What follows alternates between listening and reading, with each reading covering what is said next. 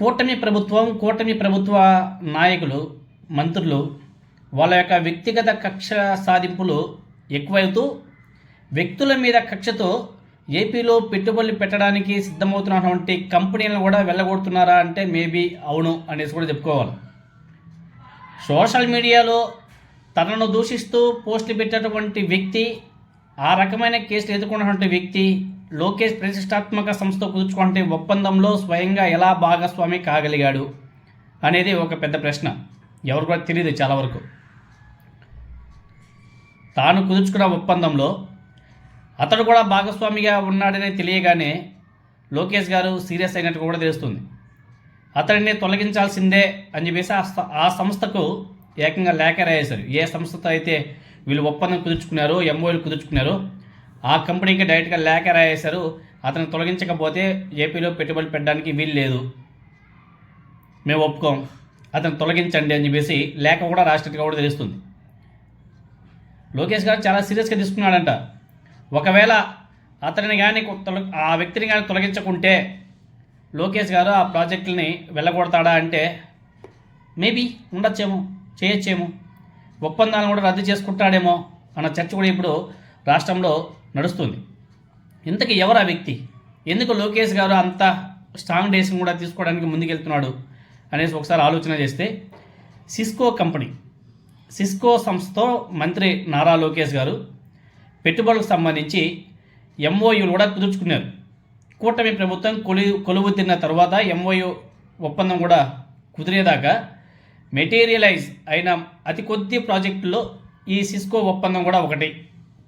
ఇక ట్విస్ట్ ఏమంటే, ఈ ఒప్పందం సందర్భంగా దిగినటువంటి గ్రూప్ ఫోటోలో మీరు పక్కన చూడొచ్చు. సిస్కో టెరిటరీ అకౌంట్ మేనేజర్గా ఇప్పాల రవీంద్రారెడ్డి గారు కూడా పాల్గొన్నాడు. ఇప్పాల రవీంద్రారెడ్డి గారు ఎవరో మీకు అందరు కూడా బాగా తెలుసు. వైఎస్ఆర్ కాంగ్రెస్ పార్టీకి సపోర్టర్ అనేసి మీకు అందరు కూడా తెలుసు. ఇప్పుడు దాన్ని తెలుగుదేశం పార్టీ నాయకులు, వాళ్ళ సోషల్ మీడియాలో పనిచేసే వాళ్ళు, వాళ్ళ కార్యకర్తలంతా కూడా సోషల్ మీడియా వేదికగా ప్రశ్నిస్తున్నారు. ఇప్పాల రవీంద్రారెడ్డి గారు నారా లోకేష్ గారిని ఎలా కలిశాడు, ఎలా కలుస్తాడు? అతను వైఎస్ఆర్ కాంగ్రెస్ పార్టీ సపోర్టర్ కదా, ఇది ఎలా పాసిబుల్ అని చెప్పేసి చాలామంది తెలుగుదేశం పార్టీ వాళ్ళంతా కూడా సోషల్ మీడియాలో బీభత్సంగా రచ్చ చేస్తున్నారు. ఇంకా వాళ్ళ ఎల్లో మీడియా అయితే ఇంకొక రేంజ్. నిజానికి ఎంఓయూ మొత్తాన్ని రవీంద్రారెడ్డి గారు స్వయంగా కోఆర్డినేట్ చేశారని చెప్పేసి కూడా తెలుస్తుంది. ఈ రవీంద్రారెడ్డి గారు ఎవరో కాదు, మీకు అందరికీ తెలిసిన వ్యక్తే. చంద్రబాబు నాయుడు గారు, అదేవిధంగా నారా లోకేష్ గారు, ఇతర తెలుగుదేశం పార్టీ నాయకుల మీద గతంలో సోషల్ మీడియాలో పోస్టులు పెట్టిన వ్యక్తిగా మీకు అందరూ కూడా బాగా తెలుసు. లోకేష్ గారినే తిట్టినటువంటి వ్యక్తి, లోకేష్ గారితో ఒప్పందంలో కీలకం కావడం, కలిసి ఫోటోలు దిగడం తెలుగుదేశం పార్టీ కార్యకర్తలకి, అదేవిధంగా సోషల్ మీడియా వాళ్ళకి తీవ్రమైనటువంటి ఆగ్రహం కూడా తెప్పించినట్టుగా కనిపిస్తుంది. తెలుగుదేశం పార్టీ నేతలందరూ ఈ వైఖరి మీద తీవ్రంగా విరుచుకుపడుతున్నారు. గతంలో రవీంద్రారెడ్డి పెట్టినటువంటి పోస్టులను కూడా మళ్ళీ ప్రస్తావిస్తున్నారు. తెలుగుదేశం పార్టీ పెద్ద నాయకులు కూడా కలవడానికి అపాయింట్మెంట్ ఇవ్వని నారా లోకేష్ గారు రవీంద్రారెడ్డి గారు అక్కడ దాకా ఎలా వెళ్ళగలిగాడు అనేసి ఇప్పుడు తెలుగుదేశం పార్టీ వాళ్ళకంతా కూడా చాలా కోపంగా ఉంది. దెబ్బకి ఈ విషయం కూడా బాగా రచ్చరచ్చ అయిన తర్వాత నారా లోకేష్ గారు కొంచెం జాగ్రత్తగా పడినట్టుగా కనిపిస్తుంది. ఇప్పాల రవీంద్రారెడ్డి తమ పార్టీ వారి గురించి చేసినటువంటి వ్యాఖ్యలను ప్రస్తావిస్తూ సిస్కో చేపట్టే ప్రాజెక్టు వ్యవహారంలో ఆయనను పక్కన పెట్టాలని చెప్పేసి కోరుతూ లోకేష్ గారి పేషీ నుంచి సిస్కో కంపెనీకి లేఖ వెళ్ళినట్టుగా కూడా తెలుస్తుంది. వెంటనే రెస్పాండ్ కావాలని చెప్పేసి కూడా లోకేష్ గారు సిస్కో వారిని కోరినట్టుగా కూడా తెలుస్తుంది.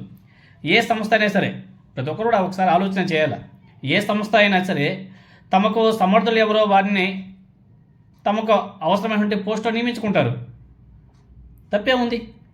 ఇప్పుడు తెలుగుదేశం పార్టీలో ఇప్పుడు నెల్లూరు ఎంపీ వేమిరెడ్డి ప్రభాకర్ రెడ్డి గారు, ఆయన అవసరం ఉంది కాబట్టి కదా ఆయన తెలుగుదేశం పార్టీలో చేరాడు, ఆయనకి ఎంపీ టికెట్ ఇచ్చారు.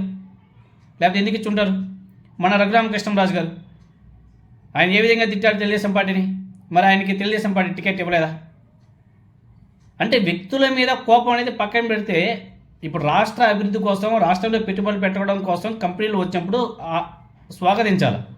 అంతేగాని ఇప్పాల రవీంద్రారెడ్డి గారు సిస్కో కంపెనీలో పనిచేస్తున్నాడు కాబట్టి, ఆయన ఆ కంపెనీలో ఉన్నాడు కాబట్టి సిస్కో వాళ్ళు మాకు ఏపీలో పెట్టుబడులు పెట్టకూడదు అంటే అది ఎంతవరకు సమంజసం? ఎందుకంటే ఏ కంపెనీ అయినా సరే ఎవరు కావాలా కంపెనీ గ్రోత్ కోసం ఏ ఎంప్లాయ్ అయితే బెస్ట్ అని చెప్పేసి వాళ్ళ కంపెనీ వాళ్ళు రిక్రూట్మెంట్ చేసుకుంటారు.